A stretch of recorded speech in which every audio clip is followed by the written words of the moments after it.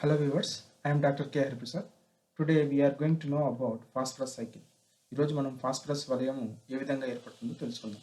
ఇది అన్ని యూనివర్సిటీ ఎగ్జామ్లో వచ్చేటటువంటి షార్ట్ క్వశ్చన్.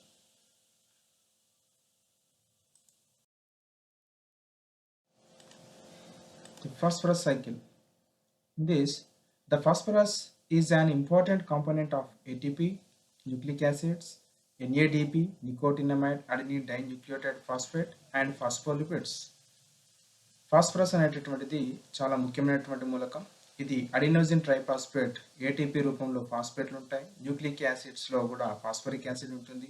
ఎన్ఏడిపిలో కూడా ఫాస్ఫరస్ ఉంటుంది. ఫాస్ఫోలిపిడ్లో కూడా ఫాస్ఫరస్ ఉంటుంది. కాబట్టి ఫాస్ఫరస్ అనేటటువంటిది అతి ముఖ్యమైనటువంటి మూలకం. It occurs in smaller quantities in terrestrial and aquatic environments. ఇది భూమిలో మరియు నీటి వాతావరణాల్లో చాలా తక్కువ పరిమాణంలో మనకు లభిస్తుంది. It occurs in soil as calcium phosphate, iron phosphate and aluminum phosphate.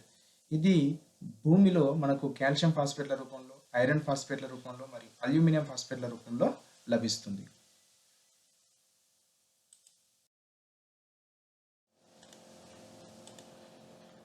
The rock phosphate is also mined and employed as fertilizer. Rock phosphate మట్టిలో నుంచి తవ్వి మొక్కలకు ఎరువుగా ఇప్పుడు వినియోగిస్తున్నారు.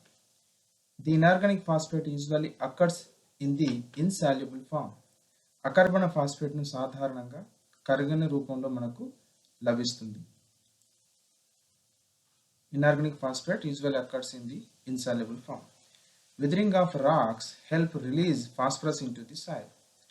రాళ్ళు క్రమక్షయం చెందడం ద్వారా ఆ రాక్ ఫాస్ఫేట్ అనేటటువంటిది మట్టిలోకి ఆ యొక్క భాస్వరం విడుదల చేయబడుతుంది. Large quantities of phosphorus is washed away during the rains as runoff and reach the oceans where it forms sediment. వర్షం పడే సమయంలో పెద్ద మొత్తంలో భాస్వరం కొట్టుకుపోతుంది. ఆ భాస్వరం కాలువలు, నదుల ద్వారా మహాసముద్రాలకు చేరుకుంటుంది. ఆ సముద్ర పడుగు భాగంలో అవక్షేప రూపంలో ఈ భాస్వరం రాక్ ఫాస్ఫేట్గా అవక్షేపించబడుతుంది.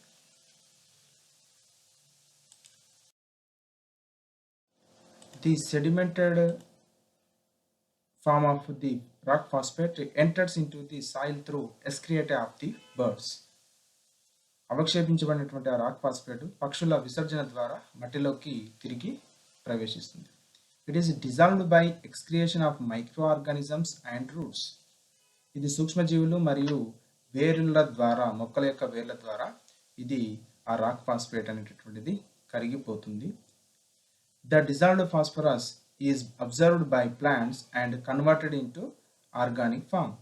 కరిగినటువంటి భాస్వరం మొక్కల చేత గ్రహించబడి మరి అది ఇతర సేంద్రియ రూపంలో పలికి మార్చబడుతుంది.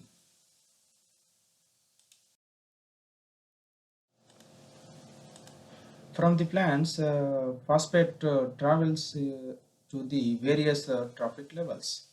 మొక్కల నుంచి ఇతర పోషక స్థాయిలకు ఫాస్ఫేట్లు లేదా భాస్వరం అనేటటువంటిది ప్రయాణిస్తూ ఉంటుంది. Animals consume these plants next traffic level. జంతువులు ఆ మొక్కలను ఆహారంగా తీసుకుంటాయి కాబట్టి ఆ ఫాస్ఫేట్లు జంతువుల లోపలికి ప్రవేశిస్తాయి. It is also forms part of skeleton in animals. అదే భాస్వరము జంతువుల్లో అస్థిపంజరంలో ఎక్కువ భాగము ఫాస్ఫరస్ లేదా భాస్వరం రూపంలో నిల్వ ఉంటుంది. The organic phosphorus returns to the soil through death and excretion. సేంద్రియమైనటువంటి యొక్క భాస్వరం మొక్కలు లేదా జంతువుల మరణించిన తర్వాత అది తిరిగి మట్టి లోపలికి వెళ్తుంది.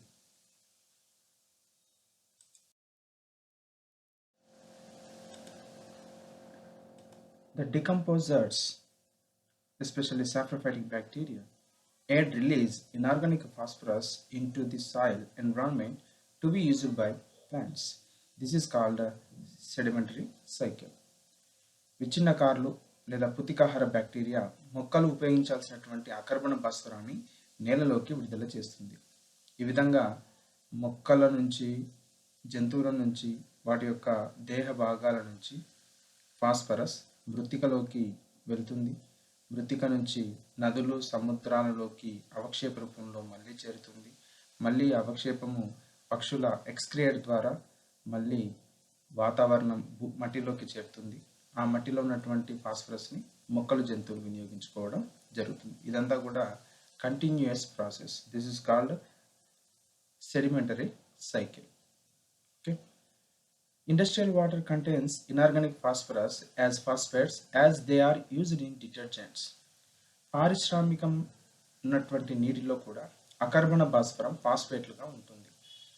ఇవి డిటర్జెంట్ల తయారీలో, సబ్బుల తయారీలో ఉపయోగించడం జరుగుతుంది.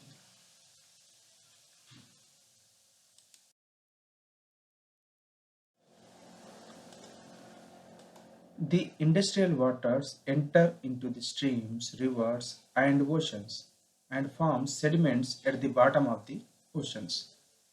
పరిశ్రమల ద్వారా ఉత్పత్తి అయినటువంటి ఆ డిటర్జెంట్లు, ఫాస్ఫేట్ల రూపమైనటువంటి ఆ కలుషితమైనటువంటి నీరు నదుల ద్వారా, కాలువల ద్వారా సముద్రాల్లోకి చేరుతుంది.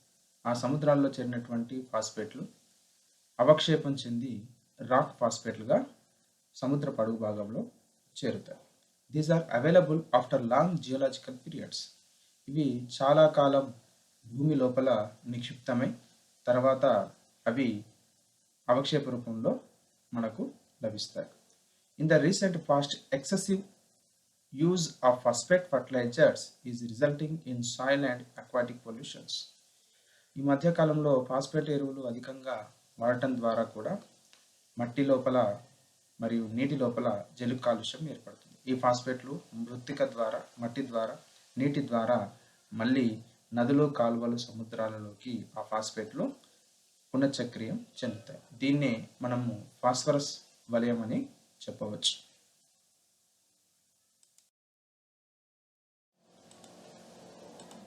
ఈ ఫాస్ఫరస్ సైకిల్ సంబంధించినటువంటి cycle rock phosphate enters onto the earth by the excreta of the birds and animals. కరగని స్థితిలో ఉన్నటువంటి రాక్ ఫాస్ఫేట్ సముద్ర అవక్షేపాల్లో, సముద్ర అడుగున అవక్షేప రూపంలో ఉంటుంది. ఆ ఫాస్ఫేటు పక్షుల ద్వారా, వాటి యొక్క విసర్జితుల ద్వారా నేలపైన చేరుతుంది.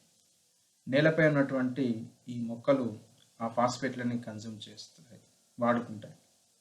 Animals consume the plants. జంతువులు ఈ ఉత్పత్తిదారులను ఆహారంగా తీసుకుంటాయి. కాబట్టి ఆ విధంగా ఫాస్ఫేట్లు మొక్కల నుంచి జంతువుల ద్వారా చేరుతాయి. అదేవిధంగా కొన్ని ఫర్టిలైజర్స్ కావచ్చు, లేకపోతే ఇండస్ట్రియల్ ఫాస్ఫేట్ వాటర్ రెండు కూడా వాటర్ పొల్యూషన్, సాయిల్ పొల్యూషన్ చెందుతూ నీటిలోకి రవాణా చెందుతాయి.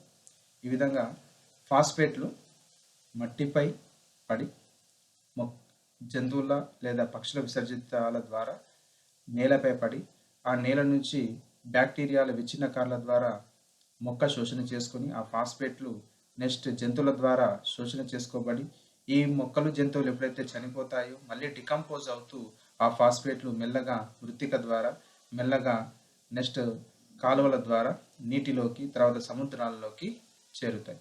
మళ్ళీ ఈ సముద్రాల్లో ఈ ఫాస్ఫేట్లు అంతా కూడా సెడిమెంట్ అవక్షేపం చెంది రాక్ ఫాస్ఫేట్గా కరగని రూపంలో ఉంటాయి.